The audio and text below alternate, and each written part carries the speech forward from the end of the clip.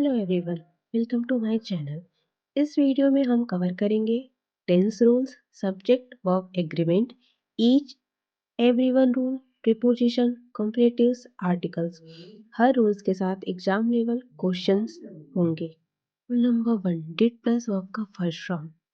जब सेंटेंस में डिड या डिड नॉट हो तो वर्ब हमेशा बेस फॉर्म वर्ब की फर्स्ट फॉर्म में होती है। For example, he did not went to office.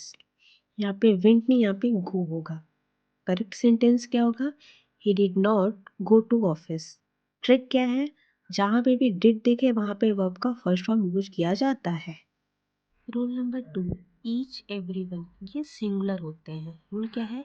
Each, everyone, everybody, someone, हमेशा जहाँ पे भी वहाँ पे सिंगुलर यूज करते हैं। जैसे for example, each of the students are present. यहाँ पे आर नहीं, यहाँ पे इज हेल्पिंग वर्ब यूज होगा। करेक्ट क्या है? Each of the student is present. Rule number 3, subject verb agreement. इसमें रूल क्या होता है? अगर सब्जेक्ट सिंगुलर है तो वर्ब सिंगुलर यूज होगा, सब्जेक्ट प्लूरल है तो वर्ब भी प्लूरल यूज होगा। For example, the quality of the apples are good. Answer क्या है? आर यहाँ पे नहीं होगा, यहाँ पे इज होगा, क्योंकि जो रियल सब्जेक्ट है वो क्वालिटी है, एप्पल्स नहीं है, इसलिए यहाँ पे आर की जगह इज का यूज होगा। Rule number 4, senior, junior, superior, plus two. Rule क्या है? ये सारे वर्ड जो होते हैं वो कंपैरिजन के लिए यूज किए जाते हैं। सीनियर, जूनियर, सुपीरियर, इंफीरियर जहाँ भी कंपेयर के लिए यूज किए जाएंगे वहाँ पे टू का यूज होगा। For example, he is senior than me, ये गलत है, यहाँ पे देन की जगह टू यूज होगा, तो करेक्ट क्या होगा? He is senior to me. Rule number 5, preposition. For example, she is married with him. जहाँ पे मैरिड वगैरह शब्द यूज होता है वहाँ पे विथ नहीं, वहाँ पे टू का यूज करते हैं। करेक्ट आंसर क्या होगा? She is married to him. Rule number 6, articles, a and the. इसमें रूल क्या होता है? अगर कॉन्सोनेंट साउंड है तो वहाँ पे अ का यूज करेंगे, अगर वॉवेल साउंड है तो वहाँ पे एन का यूज करेंगे। For example, he is an honest man. ये करेक्ट क्यों है? क्योंकि ऑनेस्ट का जो साउंड वॉवेल है, तो जो ऑनेस्ट का जो साउंड है वो वॉवेल से स्टार्ट होता है, इसलिए यहाँ पे अ की जगह एन का यूज किया गया है।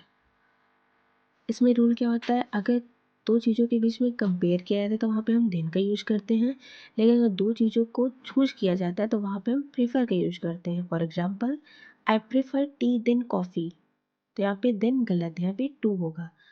सही आंसर क्या होगा? I prefer tea to coffee.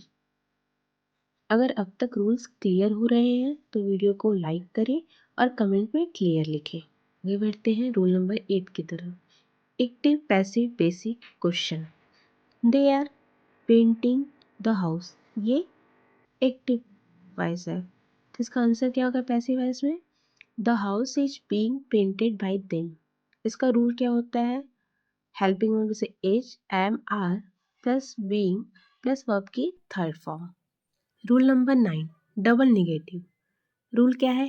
किसी भी सेंटेंस में दो निगेटिव वर्ड्स कभी भी अलाउ नहीं होते हैं। For example, he did not do nothing, यहाँ पे दो निगेटिव सेंटेंस है, सॉरी दो निगेटिव वर्ड्स हैं, तो यहाँ पे नथिंग की जगह एनीथिंग यूज होगा, तो करेक्ट आंसर क्या होगा? He did not do anything. अब हम क्विक रिवीजन करते हैं। जहाँ पे डिड होगा वहाँ पे वर्ब की फर्स्ट फॉर्म यूज होगी, जहाँ पे ईच है वहाँ पे सिंगुलर यूज होगा, जहाँ पे अगर सीनियर कंपेरिजन में आ रहा है तो वहाँ पे टू होगा, कुछ मैरिड की बात की जा रही है तो वहाँ पे टू यूज होगा, दो चीज़ों को चूज करने की बात हो रही कंपेयर की तो वहाँ प्रीफर टू होगा, और कभी भी किसी सेंटेंस में दो डबल निगेटिव वर्ड नहीं आ सकते हैं। अगर आप बैंकिंग इंग्लिश सीरियसली प्रिपेयर कर रहे हैं तो इस चैनल को सब्सक्राइब करें। आपको डेली शॉर्ट्स ऐसे ही फुल क्लासेज मिलती रहेंगी, और नेक्स्ट जो वीडियो है वो क्लोज टेस्ट रूल पे रहेगा। Thank you.